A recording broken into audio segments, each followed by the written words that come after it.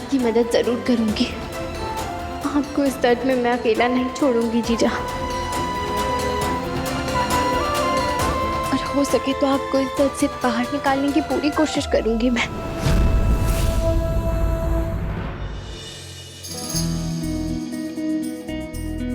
भैया जी, अब घर में गणपति लाया ना, तो हमारे को 10 टोकरी फूल चाहिए और सजावट के लिए लाइट्स चाहिए। तो आप देख लीजिए कैसे बंदोबस्त करना है, पर जरा जल्दी कीजिए। हाँ।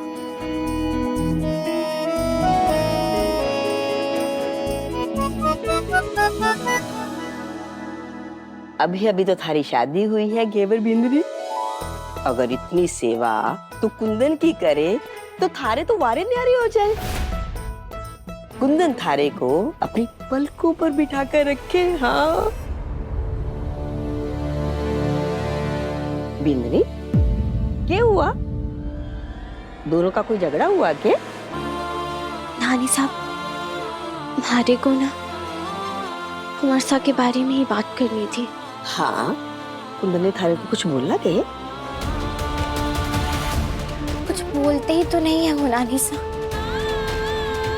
मतलब कुछ भी पूछो ना उनसे तो किसी भी सवाल का जवाब नहीं देते। नानी साहब, आप तो बचपन से जानती हो ना उन्हें।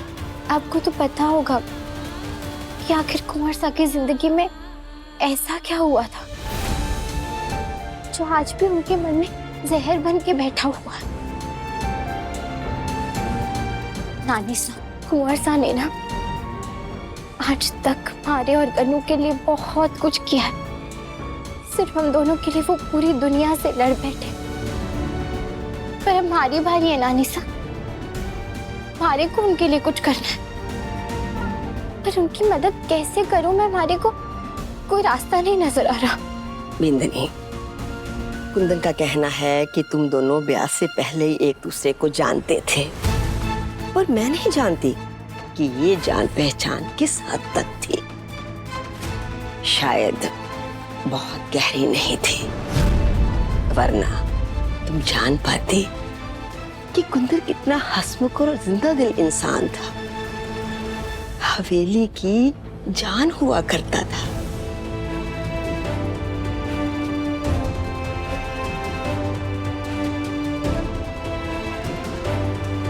पिता की मौत का उसे गहरा सदमा लगा। बाद में वो बिजनेस करने जयपुर चला गया। हम सबसे जैसे कट सा गया। एक दिन अचानक जैसे हमारा कुंदन बदल सा गया। हम सबको फोन करने लगा। एक दिन मारे को फोन करके कहने लगा कि मैं हवेली वापस लौटने वाला हूँ। हवेली में सबसे ज्यादा खुश मैं ही थी कि हमारा कुंदन वापस लौटने वाला है। हवेली की खुशियां वापस आने वाली है। जब कुंदन वापस आया तो उसकी आंखें लाल थी, चेहरा सूजा हुआ था, जैसे वो बहुत रोया हो। उसे पूछने पर भी कुछ भी बताने से इनकार कर दिया। मैं महसूस कर सकती थी कि उसके दिल में गहरी चोट लगी है। उसको कोई सदमा लगा है जो वो किसी को नहीं बताना चाहता। उसके बाद मारा कुंदन चिड़चिड़ा और गुस्सैल हो गया। अपनी जिम्मेदारियां तो बखूबी निभाता है, लेकिन उसका स्वभाव बदली नहीं हुआ। पता नहीं उसकी हंसी, उसकी मुस्कुराहट को किसकी नजर लग गई।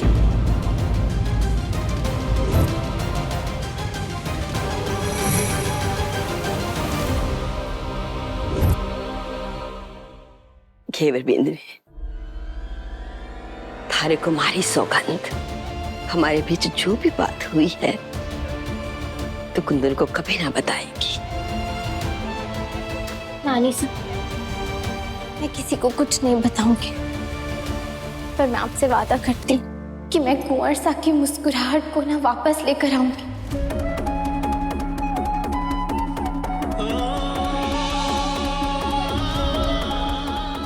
मैं पता लगाऊंगी कि जयपुर में उनके साथ ऐसा क्या हुआ था जिसकी वजह से उनकी मुस्कुराहट ही छिन गई। बहुत मुस्कुराती है ना तू। एक दिन थारी जिंदगी से ये मुस्कुराहट और खुशी अगर मैंने गायब ना कर दी तो हमारा नाम भी रमकुड़ी ना। मारे से हमारी सत्ता छीनेगी, मारे से हमारा अधिकार छीनेगी, तू पछताएगी, बहुत पछताएगी घेवर। कोसेगी उस दिन को जिस दिन तूने इस हवेली में कदम रखा था, समझी?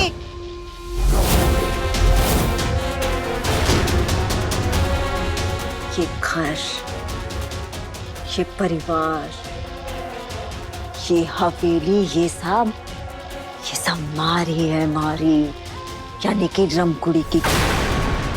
और तू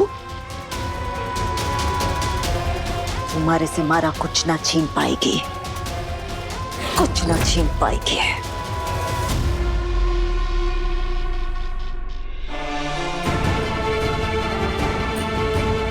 पता है कन्नू, हम चाहते थे कि शादी से पहले घेवर को सच पता चल जाए, उसकी भाईसा और भाभीसा की मौत का सच, और उसके बाद ही वो फैसला करे। और आज तक हम यही सोचते रहे कि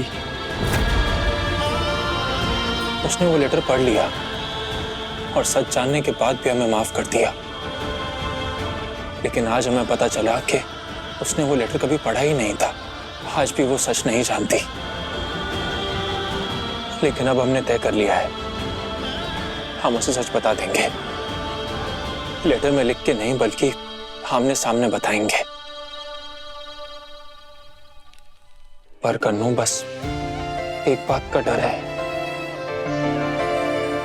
अगर सच जानने के बाद उसने यहाँ से जाने का फैसला करा तो वो तुम्हें भी ले जाएगी,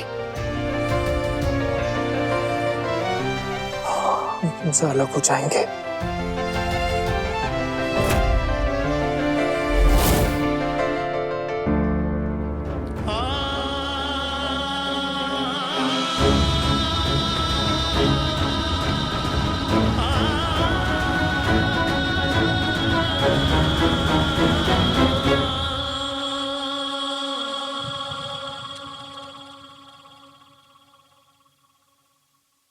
अच्छा हुआ तुम आ गई। हमें तुमसे कुछ बात करनी थी। शादी से पहले हम तुम्हें शादी से पहले आपने हमारे और गन्नू के लिए जो भी किया ना,